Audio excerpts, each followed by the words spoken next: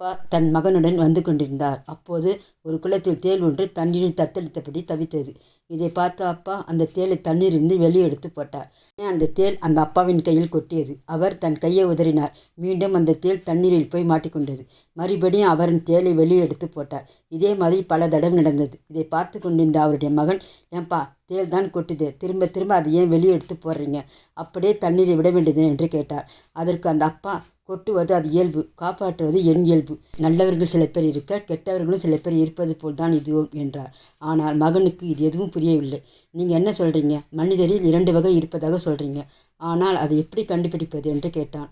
அதற்கு அப்பா, நீ என்ன செய்தாலும் அது சரி என்று சில பேர் உன்னிடம் இருந்தபடி தலையாட்டுவார்கள். அவர்கள் கெட்டவர்கள்.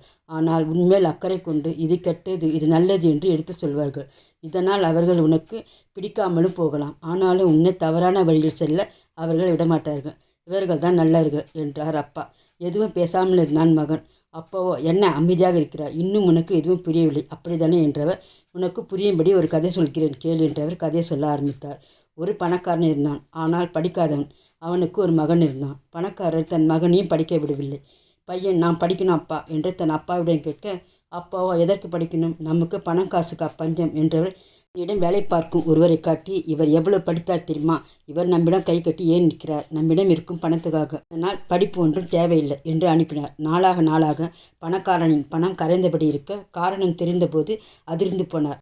அதற்கு காரணம் வேறு யாரும் இல்லை, தன்னிடம் கை கட்டி நின்றவன் தான் என்பதை தெரிந்து கொண்ட அவர், ஏண்டா, நான் உன்னை எவ்வளவு நல்லவன் என்று நினைத்தேன், ஆனால் நீ என்னவென்றால் என்னை நம்ப வைத்து ஏமாற்றி விட்டாய் என்று கேட்டபோது சிரித்த அவன், ஆமாம், நம்புகிறவர் தானே ஏமாற்ற முடியும், அதுவும் இல்லாமல் படிப்பறிவு இல்லாத உன்னிடம் நான் வேலை செய்யும்போது எப்படியெல்லாம் உன் மகனிடம் என்னை கட்டி கிண்டல் செய்வாய், அப்போது படித்த எனக்கு பணத்துக்காக உன்னிடம் வேலை செய்யும்போது எப்படி இருக்கும் தெரியுமா, அதனால் தான் நேரம் வரும் வரை காத்திருந்து உன்னை நம்ப வைத்து ஏமாற்றி உன் சொத்தையெல்லாம் என் பேரில் மாற்றிக்கொண்டேன் என்றான் அந்த கணக்கு பிள்ளை. இப்போது தெரிகிறதா யார் கெட்டவன் என்று என்றார் அப்பா.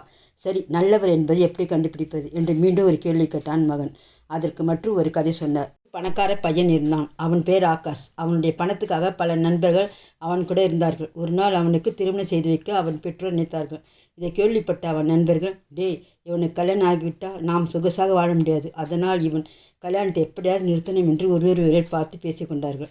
அதன்படி பெண்ணின் வீட்டுக்கு ஒரு கடிதம் எழுதினார்கள். இதில் இவனுக்கு பல கெட்ட பழக்கம் இருக்கிறது, இவன் தவறானவன், இவனுக்கு உங்கள் பெண்ணை தர வேண்டாம் என்று எழுதி அனுப்பினார்கள். இதை கேள்விப்பட்ட பெண் வீட்டார், போச்சு, என் பெண் இவனிடமிருந்து தப்பினாள் என்று சந்தோஷப்பட்டார்கள்.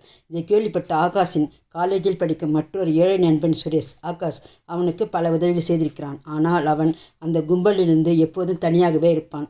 ஆகாஷ் கல்யாணம் என்றது முதலில் சந்தோஷப்பட்ட அவன் பின்பு கல்யாணம் நின்று விட்டது என்று தெரிந்து அதிர்ச்சி அடைந்தான்.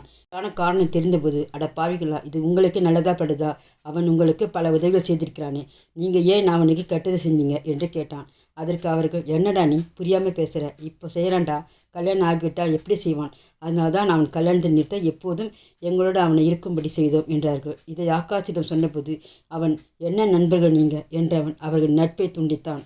பின்பு அவன் வாழ்க்கையில் எல்லாமே நல்லதாக நடந்தது. இப்போது புரிகிறதா என்று கேட்டார் அப்பா. எல்லாம் புரிந்தது அப்பா என்றபடி பின்னால் நடந்தான் மகன்.